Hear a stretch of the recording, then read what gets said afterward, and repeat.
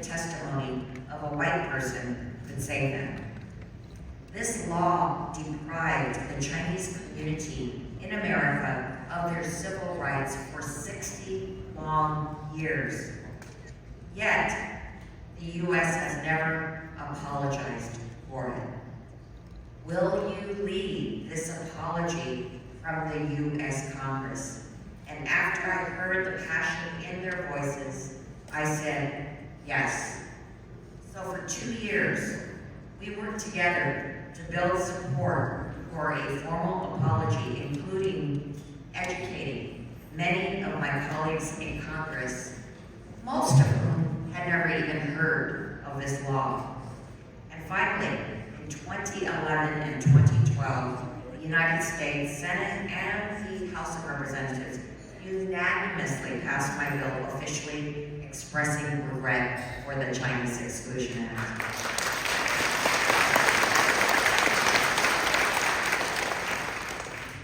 This year, I am proud to announce that I will soon introduce the official congressional resolution to commemorate the 80th anniversary of the repeal of the Chinese Exclusion Act.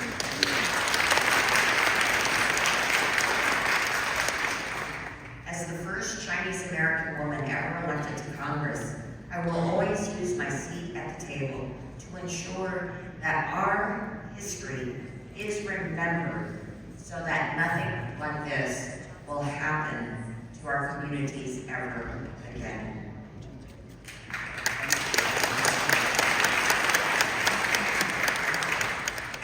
Likewise, we are also gathered here to remember another turning point for our communities. In 1895, 24-year-old Wong Kim Ark returned home to San Francisco after a visit to China. He carried documents attesting to his identity and legal status as a United States citizen born on American soil. But the customs officer rejected Wong's status, asserting that because his parents weren't naturalized, he was ineligible for birthright citizenship. Citing the Chinese Exclusion Act, this officer ordered Wong to be deported. But Wong stood up for his rights, and instead, he mounted a legal challenge, all while detained on a series of steamships off the coast of San Francisco. His case eventually reached the Supreme Court, and on March 28, 1898, the Supreme Court ruled in his favor by upholding the bedrock American principle that every individual born on U.S. soil is an American citizen. So, every American over the past 125 years has benefited from Wong's bravery. He affirmed our right as citizens and helped ensure that our nation would become a more diverse and inclusive country. But while we celebrate these milestones, we know that anti-China sentiment, rhetoric, and policymaking have been on the rise.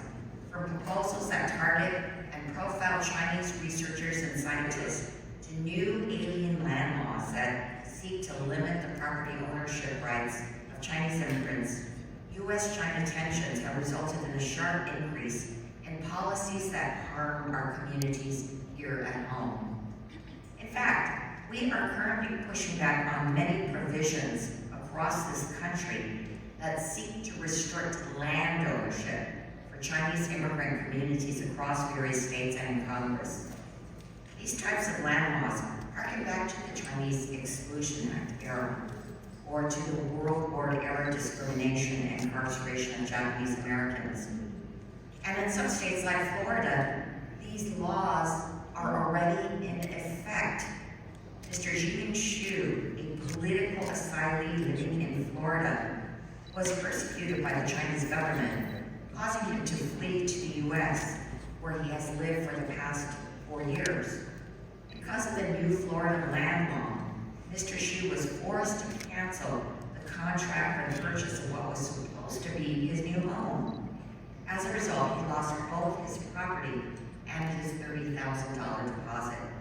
And by the end of this month, Chinese nationals who already own property will be required to register their homes and businesses.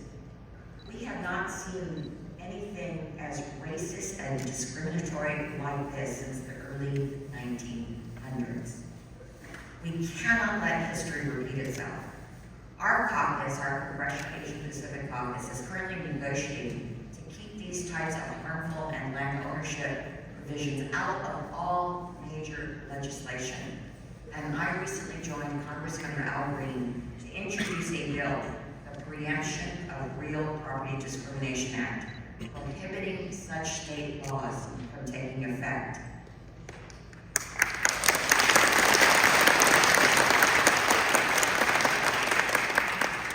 We must learn from the Chinese Exclusion Act and other chapters in our nation's history that harmed so many people and push it back against xenophobic policies that will damage our communities once again. Now we have 21 Asian American Native Hawaiian Pacific Islander members in our 118th Congress. It is the highest number in history, and our growing voice is one that will not be ignored. So as we celebrate 80 years since the repeal of the Chinese Exclusion Act and 125 years since the landmark Supreme Court decision on birthright citizenship, we must learn from history. We must look forward, and we must strengthen our voices. And as we do so, we must reach out to and stand with our allies and other communities of color who can understand the commonality of our struggles. We must lock arms and unequivocally say that we have to end these xenophobic policies and rhetoric that puts lives in danger. We were thrilled when President Biden signed into law not only the Anti-COVID Hate Crimes Act to study, and also the bill to study the National Museum of Asian Pacific American History and Culture, the first step in our effort to create our very own museum right here in Washington, D.C., so that we can teach all Americans that AAPI history is American history.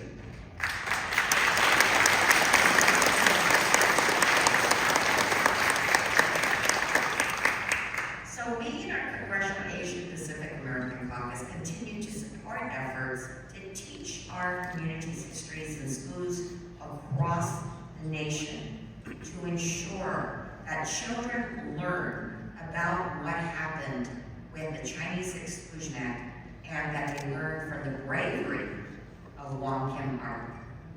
So thank you again for hosting this event to recognize such important milestone anniversaries. While we look ahead to the next milestone, I look forward to continuing our work together to ensure that our communities' rights are protected.